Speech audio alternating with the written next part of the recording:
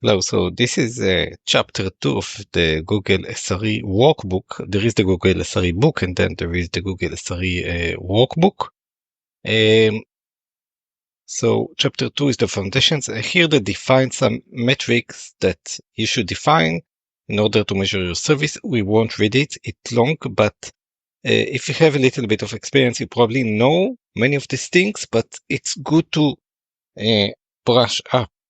So they say basically that you need to define the service level objectives. If you just define monitoring without defining the objective, do you need 99%? Do you need 100%? Do you need 95% uptime, latency, whatever?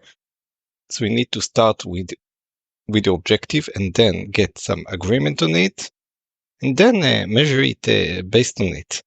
Of course, they don't recommend 100%. It's not really achievable. And even if it is, you need to get some, as they mentioned, some budget of errors. Okay, so what do you measure?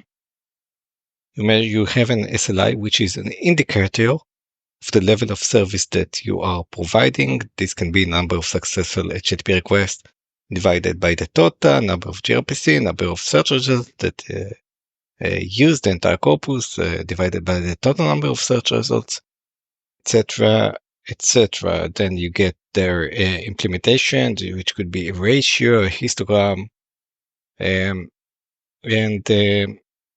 you can have, of course, not all services are request driven. There are also pipelines. So we need a monitoring system that pulls metrics from remote servers and generates serious alerts. You have storage services, a system that accept data. Not everything is a service. And I would say there are additional types. So they take some example and then they define the SLI. So we have an availability, the proportion of requests that result in successful response, the latency, proportion of requests that were faster than some threshold, and the quality of the service degrades gracefully when overloaded. Not all systems can correctness the proportion of records coming into pipeline that result with correct value, the coverage for batch processing, the proportion of the processed, the durability, and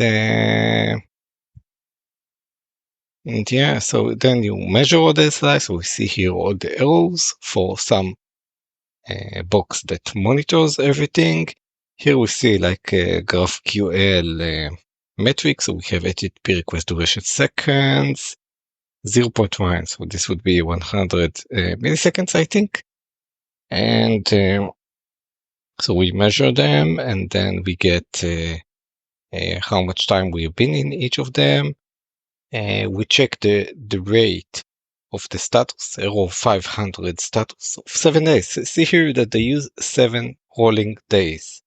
500, of course, the less amount of days that we look at, we are going to be more precise and get notified. The more time we look, we were going to be more accurate. So they divide the number of errors in the last 7 days, total times divided by the number of total requests. They have also the latency, and then we see here objective availability, 97%. Objective latency, 90% are below 450. Latency, 9% are below these numbers. Allowed failures, choosing the appropriate time window. We're just scanning this chapter if you want to dive in. Getting stakeholder agreements, establishing an error budget policy. Once you have an SLO, you can use the SLO to derive an error budget. How much errors can you have? Documenting the SLOs, dashboards and reports. Let's look at these dashboards. We have the multiple services that we have. We have the Q1, Q2, Q3, Q4 years, whether it's going up or down. A very nice report. And this is the report of how much error budget do we have left. So, we can spread this throughout the years. Continuous improvement of SLO digest. We do not need to immediately state the SLO as the current state, but what we want to be. We could want to be at a lower place than we are today, or at a higher place, because when we need to invest time, let's say that we have defined SLO to be lower than what we have today, and it's degrading. So while we can improve it, maybe there is a different service that would benefit for it.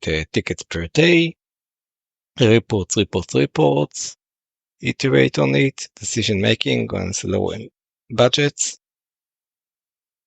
and whether we have met or missed the reports. So basically, one of the points was you see separating.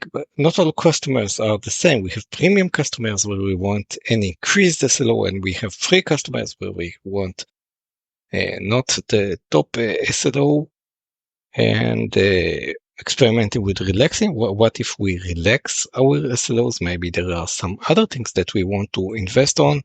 And basically, that's it. You see, we have scanned chapter 3 of the SLO engineering case studies in 5 minutes. So next time, maybe we look at the next chapter.